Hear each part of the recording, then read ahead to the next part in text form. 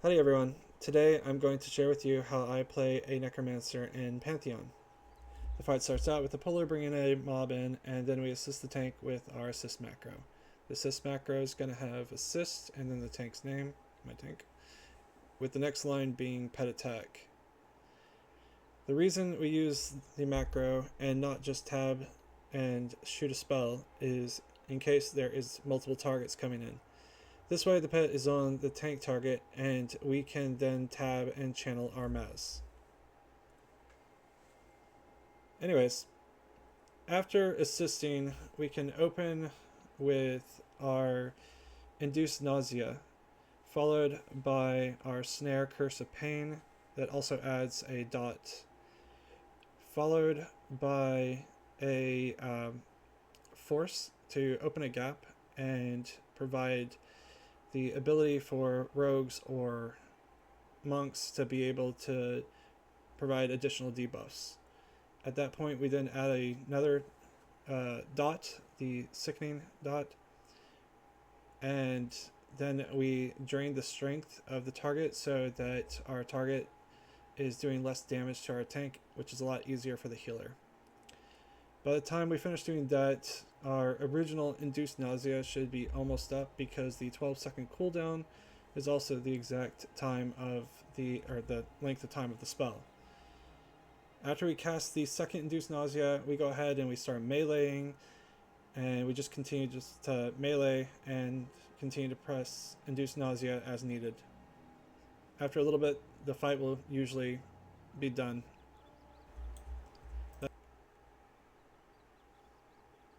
Oh no. There's two. Sorry. They died at me.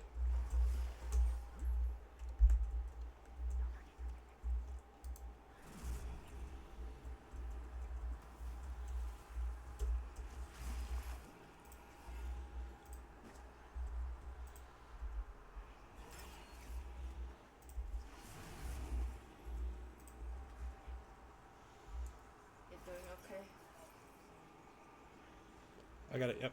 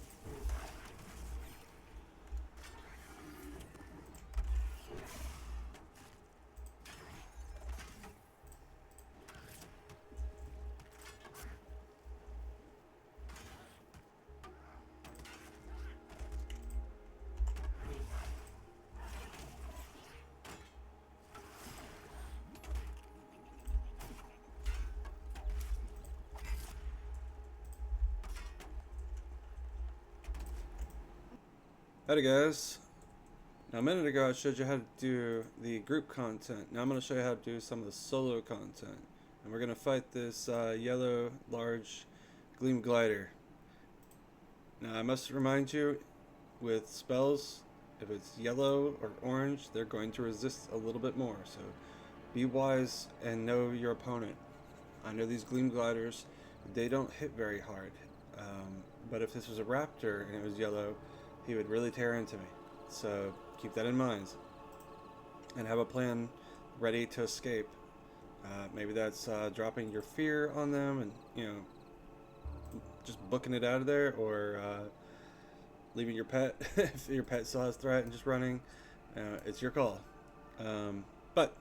So our plan of action in this video for low level necros is to start by sending your pet in and start just loading it up with dots. Throw your Curse of Pain out there, throw your Sickening out there, and throw your Induced Nausea.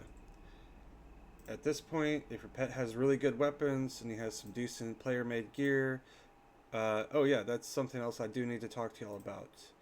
With regards to your pets, you need to go ahead and get some player made gear. The belts, you can't make those, so just find something that has good AC The cloth one is the best one I've found so far, but you can get some patchwork belts that have a little more AC.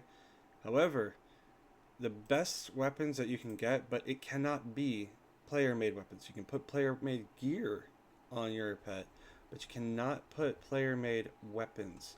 The weapons have to be dropped. And the best ones you can find, the more DPS your pet's going to do, and the more threat he's going to hold.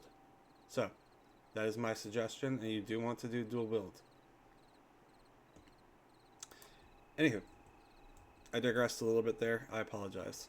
I was saying that we would drop all of our dots on it after throwing the pet out there. Later on, you'll be able to heal your pet, but right now, low level, you won't be able to. That's fine. It's not that big a deal. Once your pet gets to about half hit points, you're going to want to go ahead and do something like drain strength, because these debuffs, they cause a lot of threat. If you don't get the threat after one drain, try a second one if it's not on cooldown. I don't remember the cooldown. I don't think there is one. But if that second one still doesn't do it, just start life tap spamming him, and or life draw spamming him, and that will usually either nuke him down enough to where he starts running, or the threat comes onto you, and then obviously you're going to be healing yourself as you're doing damage. Let's go ahead and see that in play.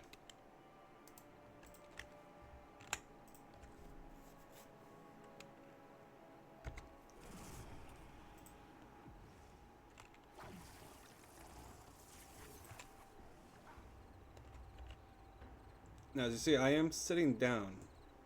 And the reason why I'm sitting down is because of the fact that you're going to need a lot of mana for the live tap spam, as that's necessary.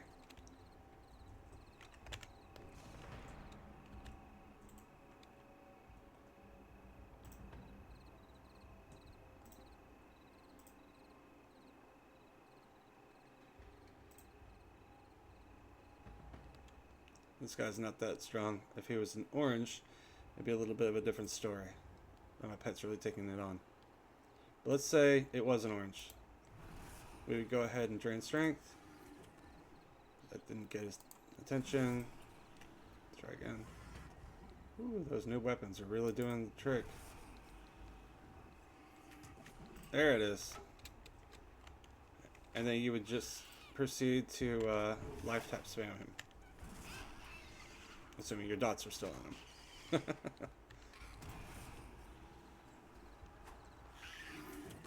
Very simple.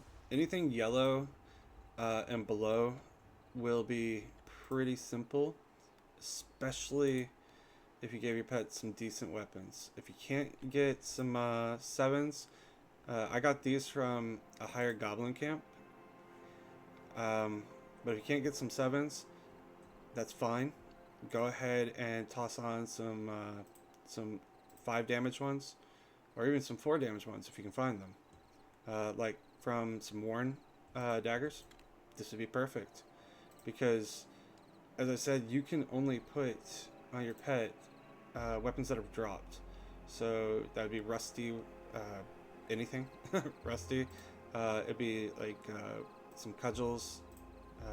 I don't remember the name of the low level cudgels. That would be 3 damage, but you'd really be trying to get some worn gear, or just basically anything that is 4 or above. Alright, I think that's basically everything I can tell you about this for low level rotations. If you have any other questions or comments, please put them in the comment area. Please like, sub, and I'll see you on the next one. Adios.